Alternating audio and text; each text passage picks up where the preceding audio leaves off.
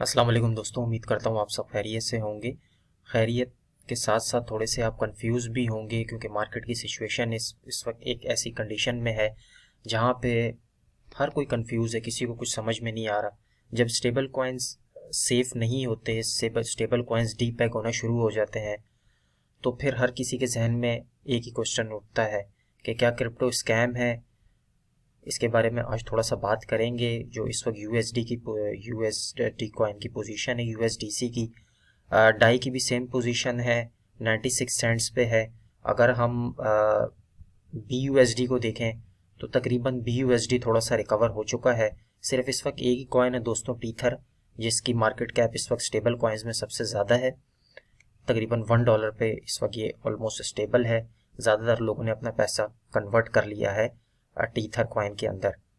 तो आज बात करेंगे कि क्या टीथर भी सेफ है, हमारे पास आखिरी ऑप्शन क्या टीथर है या इसके अलावा भी कोई ऑप्शन है। तो मैं आप लोगों के साथ अपना एक रिव्यू शेयर करूंगा जो मैंने किया है इन स्टेबल कॉइन्स की हालत देखकर हमें क्या करना चाहिए। तो थोड़ा सा इसको कवर करेंगे। और सबसे पहले आपको न्यूज़ वगैरह का तो पता ही होगा, यूएसडीसी जो है वो कल डीपैग हो गया था just because of silicon valley bank जो है वो कोलैप्स हो गया, उसकी वजह से यूएसडीसी जो है वो डीपैग हुआ। उसके साथ साथ अगर हम दोस्तों S&P 500 को देखें तो इस वक्त जो S&P 500 की कंडीशन है, आज जो जिस तरह सिलिकॉन वैली बैंक कोलैप्स हुआ, इसी तरह 2008 में लीमन ब्रदर बैंक जो है वो भी कोलैप्स हो गया था। तो सेम पोजीशन 2018 की है। इसकी एक बड़ी वजह इन्फ्लेशन भी है। और अगर हम 2008 की और 2023 को कंपेयर करें तो यहाँ से 2008 का चार्ट मेरे पास ओपन है। यहाँ से ऑलमोस्ट 50% का क्रैश हुआ था जब लीमन ब्रदर्स बैंक जो है वो कोलैप्स हो गया था। तो हम लोग आ गए थे S&P 500 के पॉइंट्स तकरीबन 50%, 1400 से हम सीधा चले गए थे 700 पे। तो यहाँ पे एक 50% का क्रैश देखने को मिला था। और उस टाइम डेफिनेटली बिटकॉइन नया नया था या बिटकॉइन नहीं आया था, तो उसका इतना ज़ाहिर क्रिप्टो में लोग नहीं थे। लेकिन अगर यही चीज़ जिस तरह इस वक्त प्ले आउट हो रही है 2008 वाली 2023 में, तो यहाँ पे अगर हम इसके करंट चार्ट पे चलते हैं, S&P 500 का डेली टाइम फ्रेम भी देख लेते हैं, वीकली टाइम फ्रेम में, और फिर आपको मैं अपना ओपिनियन बताऊंगा कि मार्केट में अगर S&P 500 ब्रेक डाउन होता है तो फिर हमें क्या करना चाहिए। वीकली टाइम फ्रेम का चार्ट अगर हम इस वक्त S&P 500 का देखें तो जो कि एक बड़ी मेजर ट्रेंड लाइन है, रेजिस्टेंस, जो कि आपके साथ हर वीडियो में शेयर करता हूँ, मोस्ट इम्पॉर्टेंट। तो उसकी वीकली कैंडल भी जो है वो लाइन से नीचे क्लोज हो गई है, which is not a good sign. ये हमें पहला एक बैड न्यूज़ है हमारे लिए S&P 500 को लेकर, क्योंकि S&P 500 जो है वो उसको फॉलो करता है बिटकॉइन। और डॉलर इंडेक्स अगर हम देखें तो फिलहाल थोड़ा सा पॉजिटिव है, लेकिन अभी तक हमें कोई कंफर्मेशन नहीं हुई है कि क्या डॉलर इंडेक्स से नीचे जाएगा या यहाँ से रिकवरी लेगा। लेकिन S&P 500 को अगर हम देखते हैं तो वो यही बता रहा है हमें कि मार्केट जो है वो इस वक्त एक स्टेबल पोजीशन में नहीं है। और अगर S&P 500 नीचे जाता रहता है तो क्रिप्टो मार्केट भी नीचे जाएगी। दोस्तों, BTC की अगर करंट प्राइस की बात करते हैं, 20,500 के अराउंड दोस्तों इस वक्त BTC ट्रेड हो रहा है। इथेरियम 1478 और BNB 280 पे। तो यहाँ से अगर S&P 500 दोस्तों नीचे जाता है, जो लेवल्स आपको मैंने बताए थे 3400 के और 300 के, और जिस तरह लीमन ब्रदर्स क्रैश हुआ, इसी तरीके से अगर सिलिकॉन वैली की जो बात चल रही है इस वक्त, जो अगर इसी तरह से S&P 500 नीचे आता रहता है तो यहाँ से हम ऑलमोस्ट 50% का क्रैश भी S&P 500 में दे सकते हैं, जो कि 4000 से ऑलमोस्ट 2000 तक भी जा सकते हैं। यानी कि 50% का ड्रॉप S&P 500 में अगर बहुत ज़्यादा वर्स्ट कंडीशन आती है। तो डेफिनेटली बिटकॉइन भी इसको फॉलो कर, अगर बिटकॉइन इस वक्त 20,000 पे ट्रेड हो रहा है और अगर S&P 500 यहाँ से 50% ड्रॉप हो जाता है तो बिटकॉइन भी 50% ड्रॉप होगा। बिटकॉइन भी को भी 8,000, 9,000, 10,000 के पास आना चाहिए। लेकिन ये सब कंडीशनल है कि अगर S&P 500 नीचे जाता रहता है। बिटकॉइन की अगर दोस्तों वन डे टाइम फ्रेम की बात करते हैं तो पहला सपोर्ट भी ब्रेक हो गया, दूसरा भी सपोर्ट हमारा ब्रेक हुआ 20,600 का। और इस वक्त जो हमारा सपोर्ट था वो अब एज अ रेजिस्टेंस जो है वो बिटकॉइन काम कर रहा है। बिटकॉइन इस वक्त 20,400 500 के अराउंड ट्रेड हो रहा है।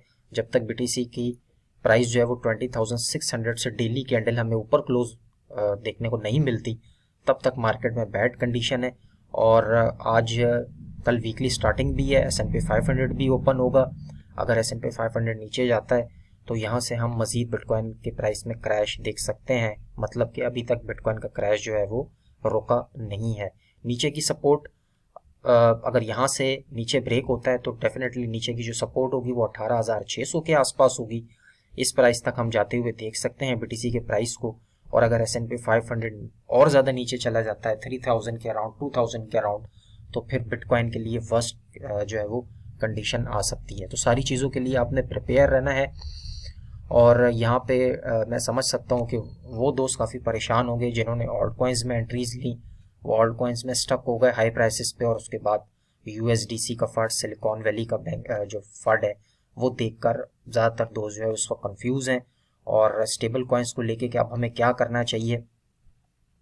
तो एक दोस्त ने मेरे से पूछा था कि भाई आप अपना बता दें कि आपने क्या किया है, इस जो इस वक्त फंड चल रहा है स्टेबल कॉइन्स का, आप क्या कर रहे हैं। तो मैं सिंपल से दोस्तों आपको अपना बता देता हूँ। वो इसलिए कि मैं सबसे पहले आपको बिटकॉइन के डोमिनेंस से स्टार्ट करना चाहूँगा। बिटकॉइन के डोमिनेंस को देखकर मैंने कुछ डिसीजन लिए हैं अपने पोर्टफोलियो को लेकर। अगर यहाँ पर अगर हम देखें तो डोमिनेंस काफ़ी हद तक स्टेबल है। यानी कि यहाँ पे जब जनवरी 2023 में डोमिनेंस 40 से बढ़ना शुरू हुई थी तो बिटकॉइन का प्राइस 15 से 25,000 चला गया। उसके बाद डोमिनेंस काफ़ी हद तक बीटीसी की स्टेबल एक पोजीशन में एक सपोर्ट की तरह काम कर रही है। तो इसका मतलब ये है कि जो पैसा था ऑल्ट कॉइन्स के अंदर वो इस वक्त जितना होना चाहिए वो नहीं है। बिटकॉइन की 15-17,000 को अगर हम इस प्राइस से कंपेयर करते हैं तो ऑल्ट कॉइन्स को जिन प्राइसेस पे होना चाहिए according to the bitcoin price वो वहाँ पर नहीं है। इसका मतलब ये है कि जो वेल्स की कॉन्सेंट्रेशन है, वेल्स इस वक्त प्रेफर कर रही हैं बिटकॉइन को बाय करना। और यहाँ पे अगर आपके पास एसेट ज़्यादा है, मोर देन $1,000 $2,000 का अगर आपके पास एसेट है, तो अगर आप किसी भी इस वक्त स्टेबल कॉइन से आप सेटिस्फाई नहीं है, चाहे वो टीथर है, क्योंकि जब मार्केट इस तरीके से नीचे जाती है तो हर चीज़ जो है वो अनएक्सपेक्टेड होती है। तो मैं ये नहीं कह रहा कि टीथर का फंड आ जाएगा, हो सकता है कि नेक्स्ट फंड हमें टीथर का देखने को मिले।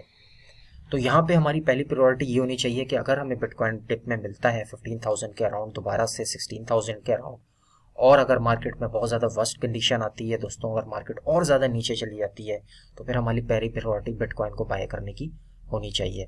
तो उसके लिए अगर आप इस फंड से और इस लॉस से निकलना चाहते हैं तो मार्केट में मैंने अपने जो है वो तकरीबन 70% जो मेरा जो स्टेबल एसेट था वो मैं कैश करा चुका हूँ।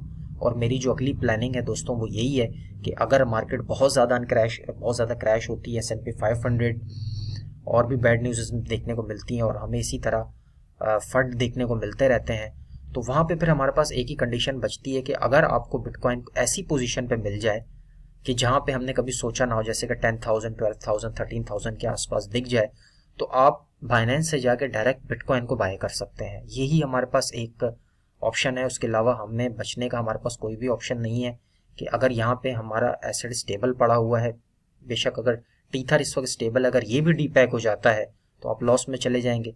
और जब हम लॉस में जाते हैं तो हम पैनिक सेलिंग करते हैं, जैसे कि USDC 96 सेंट्स पे 86 सेंट्स पे आया, 80 सेंट्स पे आया, तो बहुत सारे दोस्तों ने USDC को लॉस में सेल कर दिया होगा। वहाँ से अगर देखें तो वो रिकवर होके 96 सेंट्स पे आ चुका है वापस। लेकिन अगर यही पोजीशन हमें टीथर में या किसी और कॉइन, स्टेबल कॉइन में दिखती है जो कि $1 है इस वक्त, और वो नीचे जाता है, तो फिर हमारे पास और कोई ऑप्शन नहीं है। हम अपना पैसा कैश कराएं, बैंक में रखें, और अगर बिटकॉइन हमें डिप में मिलता है तो डायरेक्ट हम P2P से जाके बिटकॉइन को बाय कर लें। इसमें ये पॉसिबिलिटी भी मार्केट में हो सकती है कि जब बिटकॉइन को क्रैश किया जाए, अगर बहुत ज़्यादा वर्स्ट कंडीशन आती है, तो लोगों का एसेट जो स्टेबल एसेट होगा वो भी डेफिनेटली डीपैग होगा, यानी कि डॉलर जो है वो नीचे आना शुरू होगा। अगर ईथर भी नीचे आता है तो फिर आपके पास और कोई ऑप्शन नहीं है, आप लॉस में होंगे। तो वहाँ पे फिर हमारे पास एक ही कंडीशन बचती है कि हम सारी चीज़ों को रिग्रेट करके हम P2P से डायरेक्ट अपने कैश से बिटकॉइन को लो प्राइसेस पे बाय करके रख लें, क्योंकि वेल्स कुछ भी कर सकती हैं। ये वेल्स गेम है सारी यहाँ पर, और जिस तरीके से टैक्स लगे हैं इस वक्त क्रिप्टो माइनर्स पर, सिलिकॉन वैली बैंक कोलैप्स हुआ और स्टेबल कॉइन्स की जो हालत आपके सामने दिख रही है, तो बिटकॉइन इस वक्त एक अनस्टेबल पोजीशन में है।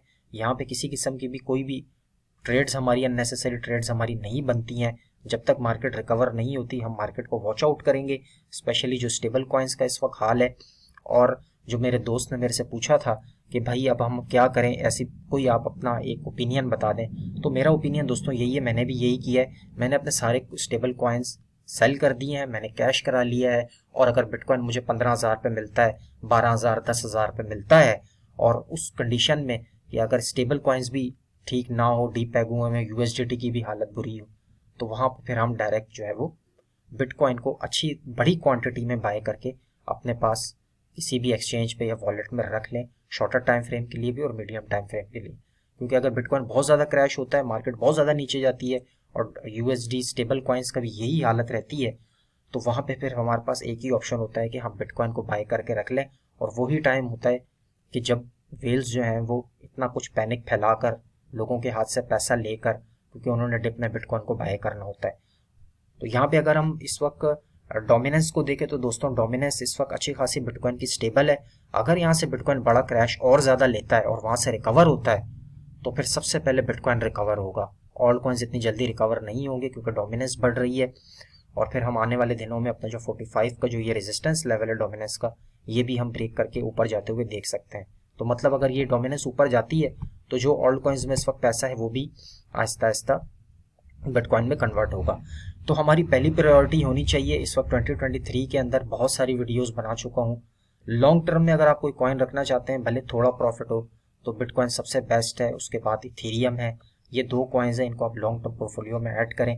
यहाँ से अगर मार्केट ऊपर जाती है, डोमिनेंस भी बढ़ती है, तो तब भी आपको बिटकॉइन में फ़ायदा होगा। मार्केट 10, 12, 15,000, 16,000 पे आती है, तब भी अगर आप डायरेक्ट बिटकॉइन को बाय करेंगे, ये यूएसडीसी और यूएसडीटी और इन ये जो स्टेबल कॉइन्स हैं इनके फट से बचने के लिए, तो वहाँ पर भी बिटकॉइन हमें फ़ायदा देगा। तो ओवरऑल होपफुली आपको मार्केट की जो कंडीशन है उसको देखते हुए आपको काफ़ी सारी चीज़ें समझ आई होंगी कि आपको अपने एसेट को लेके क्या करना है। अब जो दोस्त हैं जिन्होंने ऑल्ट कॉइन्स बाई की और वो लॉस में है, तो उनको तो होल्ड ही करना चाहिए, उनके पास और कोई ऑप्शन नहीं है जब तक मार्केट रिकवर नहीं होती।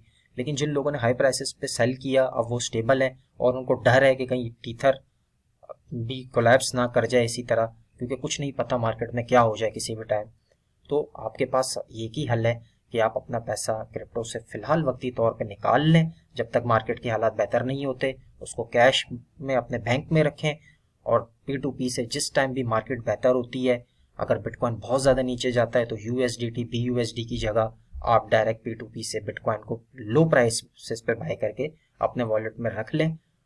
अगर ये मार्केट की कंडीशन आती है नीचे वाली, तो उससे आपको शॉर्ट टर्म में भी अच्छा प्रॉफिट होगा और मीडियम टर्म में। मिलते हैं इंशाल्लाह नेक्स्ट वीडियो में। अपना बहुत सारा ख्याल रखिएगा। Take care, bye.